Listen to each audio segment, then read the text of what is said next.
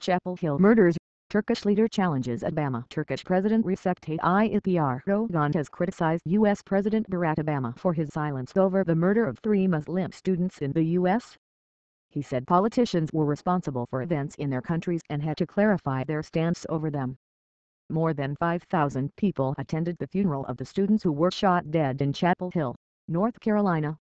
With a suspect in custody, police are still investigating the motive, amid family claims it was a hate crime. Initial indications are that the gunman, Craig Hicks, acted in a dispute over a parking space, according to the police. The district prosecutor said on Wednesday there was no evidence that the victims, Shadi Barakat, wife Yusur Mogama and her sister Razhan, had been targeted because of their faith.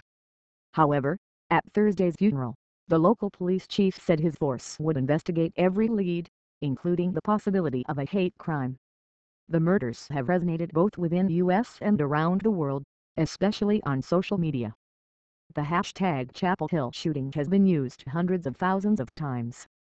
Speaking on a visit to Mexico, Mr. Erdogan criticized Mr. Obama, Secretary of State John Kerry and U.S. Vice President Joe Biden for not having made any statement about the murder of the 3 Muslims. If you stay silent when faced with an incident like this, and don't make a statement, the world will stay silent towards you, he said. As politicians, we are responsible for everything that happens in our countries and we have to show our positions. Mr. Erdogan is a devout Sunni Muslim who has been increasingly critical of the treatment of Muslims living in Western societies. His relations with the Obama administration have also come under strain over the conflict in Syria and Iraq. Turkey and the U.S. are allies in the campaign against Islamic State militants, but differences over tactics have emerged over the last 6 months. Making this country peaceful. Thursday's funeral was held at the athletic fields of North Carolina State University where all 3 victims had been students. Police estimate 5,500 people attended the event.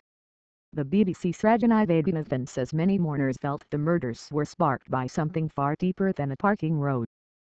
When we say this was a hate crime, it is all about protecting all other children in the USA, the father of the 2 sisters killed in the attack, Dr. Mohammed Yusuf Abiyusalha, said. It's all about making this country that they loved, where they lived and died, peaceful for everybody else. Mr. Hicks gave himself up to police and has been charged with the murders. His Facebook profile included a photo that read "Atheists for Equality." He also frequently posted quotes critical of religion. But Mr. Hicks's wife Karen said the incident had nothing to do with religion and her husband treated everyone equally. He also apparently had a history of conflicts with neighbors over parking spaces.